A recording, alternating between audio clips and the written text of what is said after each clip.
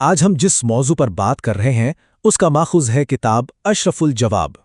ایک بزرگ اور ایک ایسی کہانی جو سننے میں بالکل ناقابل یقین لگتی ہے۔ یہ کہانی نسلوں سے چلی آ رہی ہے، لیکن سوال یہ ہے کہ کیا اس کی کوئی حقیقت بھی ہے؟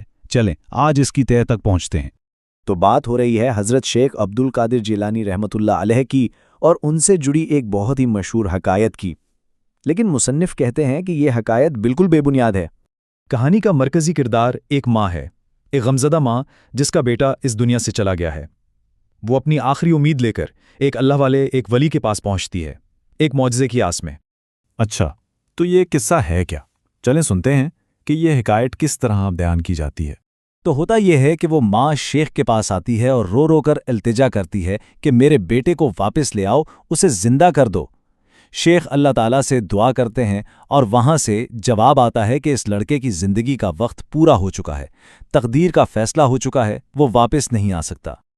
اور پھر کہانی میں ایک ایسا موڑ آتا ہے جو انسان کو ہلا کر رکھ دیتا ہے۔ شیخ کی طرف سے ایک ایسا جواب منسوب کیا جاتا ہے جو بقول کہانی سنانے والوں کے انہوں نے اللہ رب العزت کو دیا۔ سوچئے ذرا۔ اس جواب کے بعد قصے کے مطابق شیخ نے فیصلہ کیا کہ وہ یہ معاملہ خود حل کریں گے، اور انہوں نے کیا کیا؟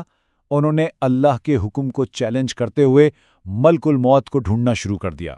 اور پھر وہ منظر آتا ہے، شیخ اور ملک الموت آمنے سامنے ہیں، اور شیخ انہیں حکم دیتے ہیں کہ اس بوڑھی عورت کے بیٹے کی روح فوراً واپس کرو۔ ظاہر ہے ملک الموت تو اللہ کے حکم کے پابند ہیں، وہ انکار کرتے ہیں، اور یہاں کہانی اپنے عروج پر پہنچتی ہے۔ شیخ ان کے ہاتھ سے روحوں والا تھیلا چھین لیتے ہیں اور اسے کھول دیتے ہیں۔ نتیجہ، اس دن جتنی بھی روحیں قبض کی گئی تھیں سب آزاد ہو کر اپنے اپنے جسموں میں واپس چلی جاتی۔ یہاں آ کر تو بات ختم نہیں ہوتی۔ کہانی کا سب سے زیادہ حیران کن بلکہ پریشان کن حصہ تو اب آتا ہے۔ شیخ سے کچھ ایسے الفاظ منسوب کیے جاتے ہیں جو انہوں نے سارے واقعے کے بعد طنزیہ انداز میں اللہ تعالیٰ سے کہے۔ تو یہ تھی وہ مشہور حکایت۔ اب آتے ہیں اصل نقطے کی طرف۔ مصنف اس کہانی کو کیوں رد کرتے ہیں؟ ان کا تنقیدی جائزہ کیا کہتا ہے؟ مصنف جب اس کہانی پر بات شروع کرتے ہیں تو ان کے پہلے الفاظ ہی توبہ توبہ استغفر اللہ ہوتے ہیں۔ اس سے اندازہ لگایا جا سکتا ہے کہ وہ اس قصے کو کس قدر سنگین اور گستاخانہ سمجھتے ہیں۔ اور پھر وہ ایک سیدھا سا مگر بہت گہرا سوال پوچھتے ہیں، کیا کوئی بھی مخلوق اپنے خالق سے، اللہ رب العزت سے اس طرح بات کرنے کی ہمت کر سکتا ہے؟ کیا یہ تصور بھی کیا جا سکتا ہے؟ تو لب لباب یہ ہے، مصنف کا دو ٹوک موقف ہے کہ یہ قصے کہانیاں اصل میں دین کا حصہ نہیں ہیں، یہ جاہل لوگوں کی گھڑی ہوئی باتیں ہیں جن کا حقیقت سے کوئی تعلق نہیں۔ دیکھیں، مسئلہ صرف ایک جھوٹی کہانی کا نہیں ہے۔ اس کہانی کے اندر عقیدے سے جڑی کچھ بہت بڑی، بہت سنگین غلطیاں چھپی ہوئی ہیں۔ چلیں ان کو ایک ایک کر کے دیکھتے ہیں۔ اس میں کیا کیا مسائل ہیں؟ سب سے پہلے تو اللہ کی تقدیر کو چیلنج کیا جا رہا ہے، پھر اللہ کے ساتھ گستاخانہ گفتگو ہے، ایک انسان کو خدائی طاقت دی جا رہی ہے، اور تو اور ایک ولی کو اللہ سے بھی زیادہ رحم دل بنا کر پیش کیا جا رہا ہے۔ یہ ساری باتیں اسلام کی بنیادی تعلیمات کے بالکل خلاف ہیں۔ اچھا، تو سوال یہ ہے کہ ایسی کہانیاں بنتی کیوں ہیں؟